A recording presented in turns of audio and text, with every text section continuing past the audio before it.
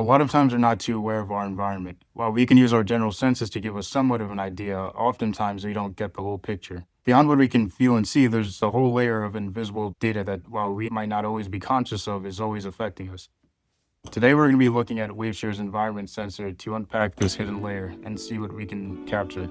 We're going to be running this hat on a Raspberry Pi 5 and testing each of the sensors to see what we can capture.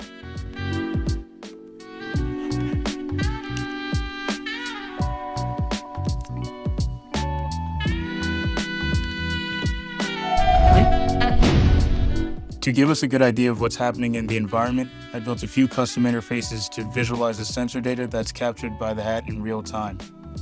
With these interfaces, we'll be able to easily see things from the temperature to invisible magnetic fields around us and really get a sense of what's happening in our environment. If you want to build this yourself, I've included all the code and setup instructions in the description. Here we're looking at UV, or ultraviolet light. Visible light, which we can see, is just a small slice of energy that the sun sends our way. UV light sits just below what our eyes can detect.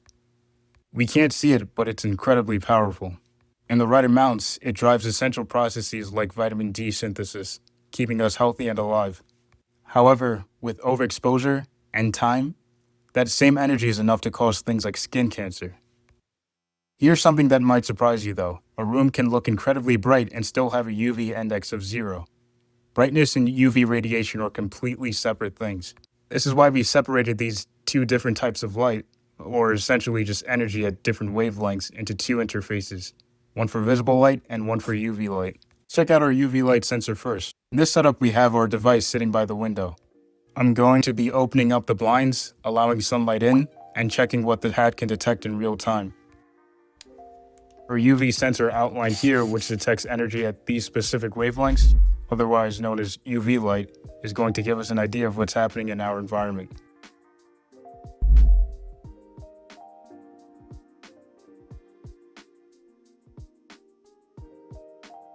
So as we can see, as more sunlight hits the sensor, our raw UV count goes up, which allows us to calculate a UV index.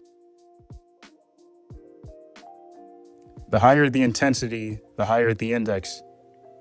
Also, here's a guide on what's dangerous versus what's safe.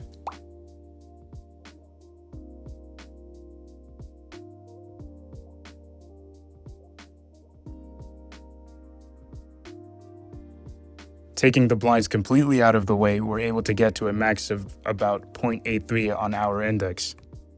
Now, if you're wondering why the UV index is so low, it's actually the glass just doing its job. The window is absorbing most of the UV energy before it even reaches the sensor. It's still impressive that we're able to detect these minute changes, peaking at around 0.83. This shows you how sensitive this sensor really is.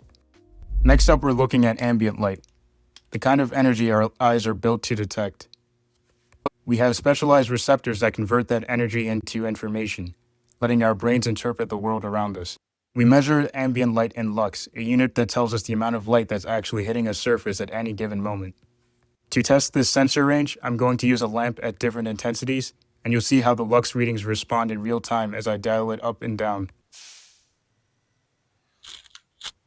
So first I'm going to use the light with the lowest intensity, and you can see our readings rise. And we're going to slowly increase our intensity on the light and see how this affects our readings. So if I step it up by 1, you could see that our brightness goes up again, which corresponds to the change that we've done. As I keep increasing the intensity, we can see our brightness change in tandem.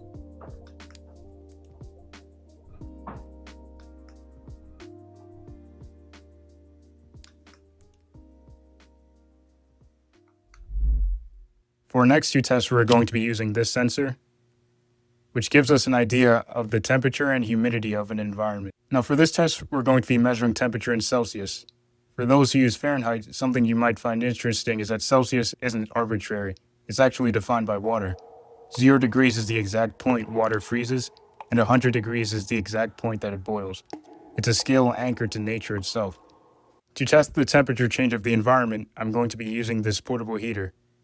We'll have it set at its maximum of 95 degrees Fahrenheit or 35 degrees Celsius, and over time we'll observe our changes to the environment in real time.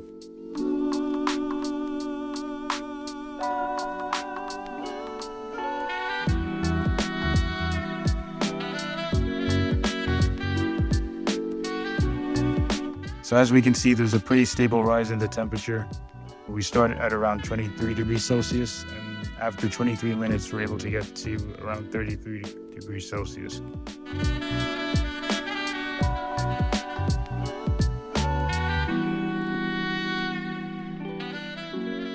Using the same sensor, we're going to be measuring relative humidity. Relative humidity is simply the amount of moisture present in the air, but the key word is relative.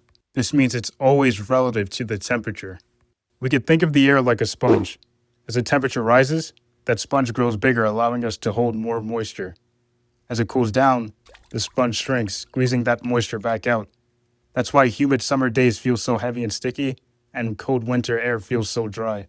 This test, we're going to keep the temperature steady and focus purely on the humidity changes. So to test the humidity sensor, we're going to be using a Levoit humidifier. So I'm going to turn this on, set this on high, and see what we can detect.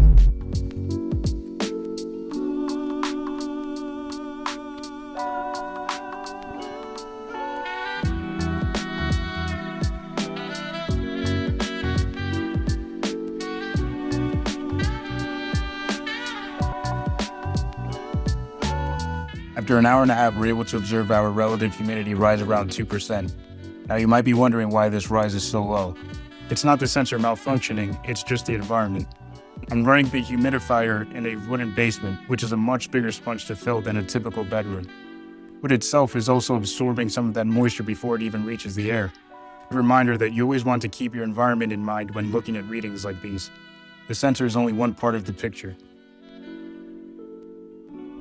For the next few tests, we'll be working with the motion sensor. It combines an accelerometer, gyroscope, and magnetometer to give us a full picture of how our device is moving and oriented in space.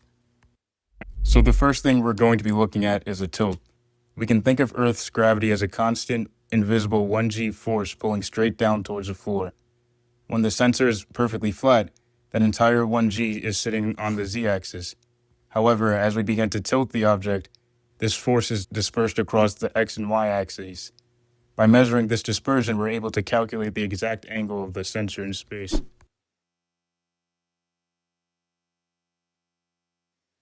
First, we're going to be looking at the tilt. As we move this from its stable position and tilt it to the left or the right, or any direction really, we can see our interface correspond with the direction of the line. In addition to this, if we look at our X and Y values, we can see our X value start to change when we tilt it across the X axis, and our Y value start to change as we tilt it across the Y axis, depending on its orientation and direction. Next, we're going to be looking at total force, measured in Gs. G-force is a measure of acceleration through space, and it's commonly associated with fighter jets. Modern planes are so fast and agile that pilots can pull upwards of 9 Gs in a tight turn. At that point, your body feels 9 times as heavier than normal. Blood drains from your brain, and if it doesn't let up, you can black out. This sensor measures those exact same forces. Every bump, sharp turn, or sudden stop, any change in velocity shows up here in real time. So looking at our total force, we're going to be testing our acceleration. So if I move this very slowly, we can see our total force increase slightly with a small acceleration. But if I make the movement more sudden, we can see our acceleration is a lot more and our total force has a greater value. I've also added a threshold of the total force with respect to time to track for impact. So if there's a sharp increase in total force across a small amount of time, this will tell us that that has experienced an impact. So like in this motion where I tap it and the total force increases very quickly and then returns back to its stable position, we know that an impact has happened. Now we're looking at angular velocity. This is kind of just a fancy way of saying how fast something is spinning. Think of a record player. As a vinyl spins, we can track a single point on the record and measure how long it takes to complete one full rotation. That's 360 degrees back to where it started. Angular velocity is simply how many of those degrees it covers every second. So if it takes 360 seconds to complete that rotation, we'll have an angular velocity of 1 degree per second. However, it's worth noting that angular velocity describes rotation around any axis. On a record player, that's just the one vertical axis that the record spins on. So looking at our rotation, which is our angular velocity, we can see as we start to rotate this, we can see our degrees per second increase. And this is corresponding to how fast we're rotating this. So if it's a slow rotation, we can see our degrees per second rise. But if we do this a lot faster, depending on the speed and direction, it's going to be a lot higher for that direction. Now we're looking at the magnetic strength sensed by the magnetometer. Magnetic fields are everywhere. Anytime electrical current flows through a wire, it generates a magnetic field around it. Since almost every electronic device runs on electricity, everything from your phone to your laptop is constantly emitting one. To measure these fields, we use the Tesla, a unit named after the legendary inventor, Nikola Tesla. Teslas tell us how strong a magnetic field is. 1 Tesla is a staggering amount of magnetic force, the kind you'd find inside an MRI machine. The fields we're dealing with here are a lot more subtle, so the sensor reports in microTeslas. To show you how sensitive it is, in this test I'm going to bring the iPhone I'm recording on closer to the sensor. We'll observe how it's able to pick up the electromagnetic fields constantly being emitted by the phone, and it should do this instantly.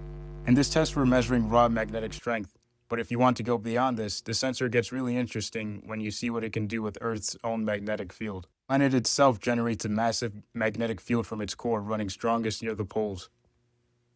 This sensor is sensitive enough to detect that subtle global pull.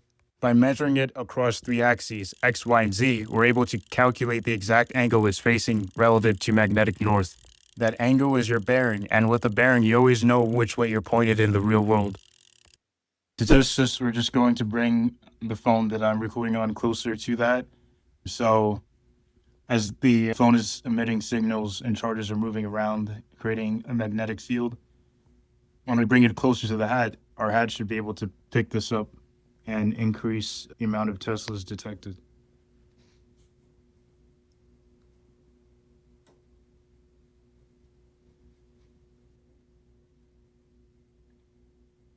Lastly, we're looking at VOCs, or volatile organic compounds. These are harmful chemicals that are dissipated into the air and degrade the overall air quality of an environment. The tricky thing about measuring VOCs here is that the reading is relative to its starting point. This means whatever you start your reading in will be your baseline. While I haven't done so here, if you wanted to make this sensor truly effective, you could implement a database to give the sensor a sort of memory. By storing raw particle readings over days or weeks, we can compare the current air quality to a long-term average. This helps us distinguish between a temporary spike versus an overall trend of poor air quality. To test the VOC sensor, we're going to be using a match. As we light this and put this within the vicinity of the hat, the VOC's release should be detected by the hat and reflected on our interface. So we can see we're starting at an index of around 91. And we're going to light this.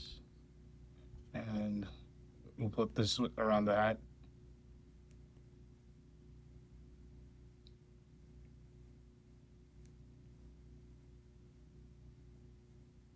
And here we can see our index start to rise, indicating that the air quality is getting worse.